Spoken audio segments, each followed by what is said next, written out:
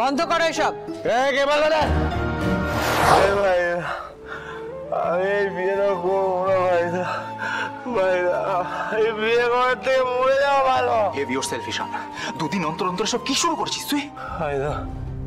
ভাইদা আমি কথা জানি, আমি সব ছেড়ে দেবো। তুই শুধু একটু বিয়েটা আটকে দে, মাকে বল প্লিজ। Ishan shut up. ওঠ।